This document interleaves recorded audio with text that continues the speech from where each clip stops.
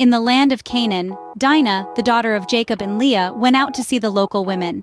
On this seemingly ordinary day, she stumbles upon Shechem, the son of Hamor, who was not just any man, but the ruler of the land. This encounter, however, takes a dark turn as Shechem, smitten by Dinah's beauty, violates her, an act that sends shockwaves through the annals of biblical history. After the act, Shechem's feelings towards Dinah are far from remorse. Instead, he finds himself deeply attracted to her, his heart tethered to the innocent Dinah. This infatuation leads him to make a decision that would intensify the unfolding drama. He seeks to marry Dinah, a proposal that he hoped would somehow atone for his terrible act. Little did Dinah know, this encounter would set in motion a chain of events that would forever change her life.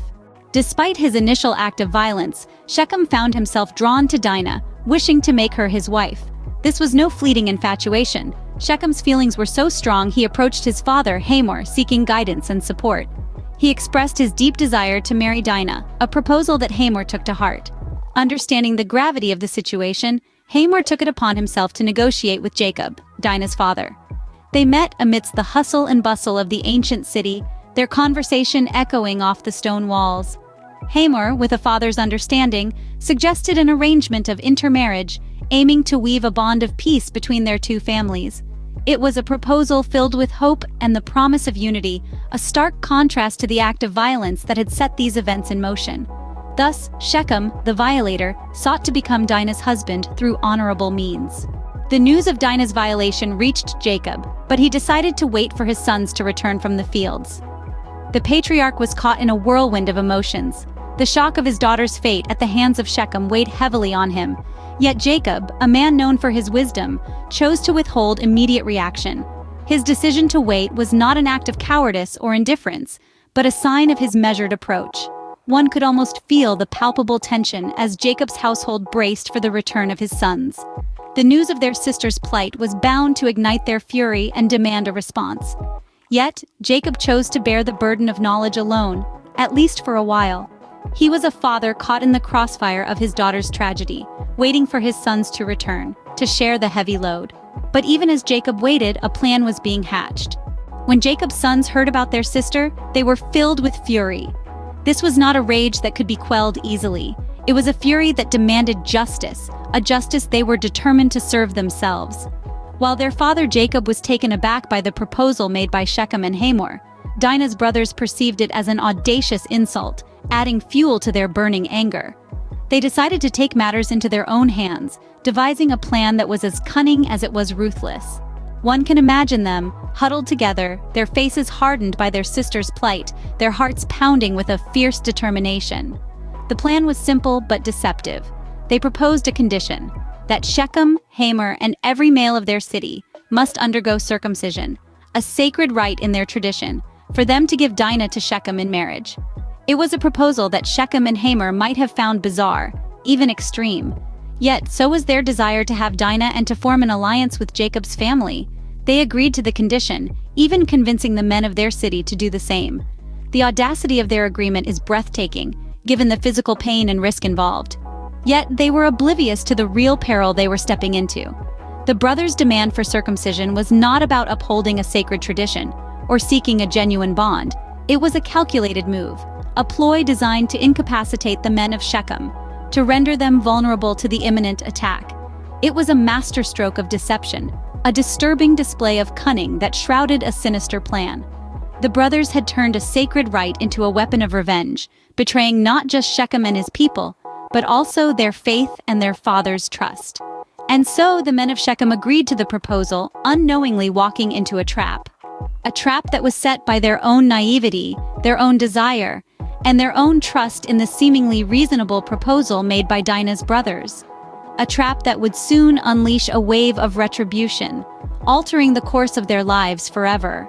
3 days later, while the city was still in pain, Simeon and Levi, Dinah's brothers, took matters into their own hands.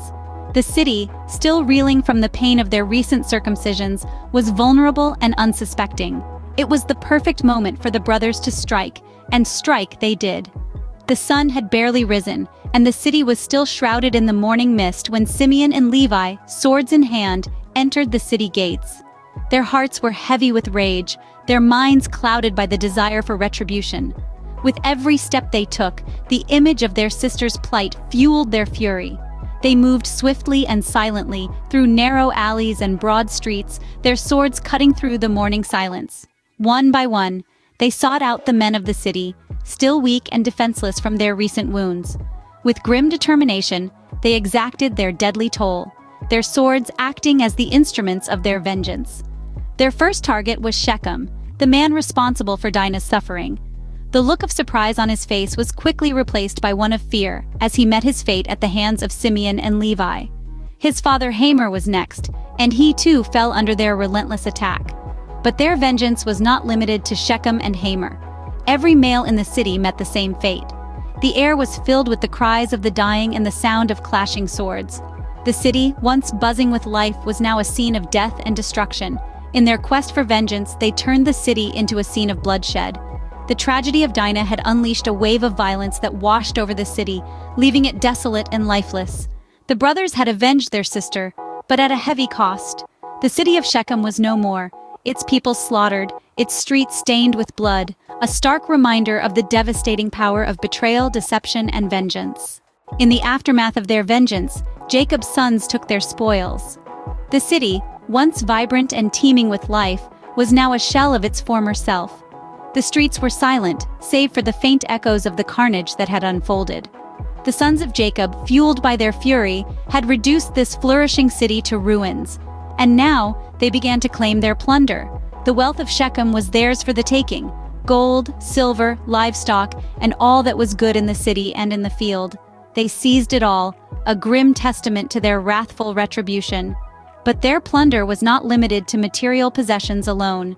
They took the women and children captive, their lives forever altered by the actions of these vengeful brothers.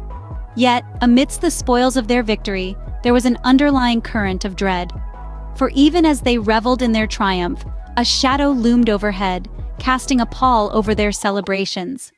This was the shadow of fear, the fear of retribution. Jacob, the patriarch of this family, was gripped by this fear. He had watched his sons unleash their wrath on the city, and now he feared the repercussions. He feared the backlash from the neighboring tribes, the alliances that could form against them. He foresaw the potential for disaster, for his family to be swept up in a wave of vengeance, much like the one his sons had instigated.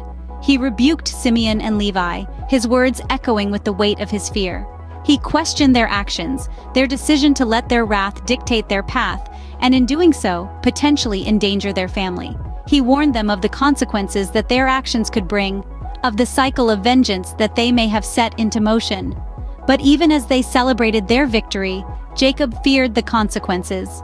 This was a victory steeped in blood and deception, a victory that could very well sow the seeds of their downfall. The tale of Dinah is one of betrayal, deception, and vengeance, but it is also a cautionary tale about the potential consequences of such actions. The story of Dinah is a tragic tale of betrayal, deception, and vengeance. This narrative is a stark reminder of how our actions, driven by anger, lust, and deceit, can lead to catastrophic consequences. Dinah's brothers, Simeon and Levi, allow their quest for revenge to cloud their judgment, resulting in a massacre. Their father, Jacob, is left fearing reprisal for their actions. Shechem, despite his affection for Dinah, irrevocably harms her and sets the stage for the tragedy that unfolds. His actions and those of Dinah's brothers underscore the destructive power of uncontrolled emotions and the devastating effects of deceit. The tale of Dinah invites us to reflect on our actions and their potential consequences. It encourages us to seek justice, but not through deceit or revenge. Instead, it reminds us that wisdom, compassion, and understanding should guide our responses to wrongs committed. Join us next time on Bible Tales Unveiled as we continue to explore these profound narratives. Until then, may these stories inspire reflection and understanding.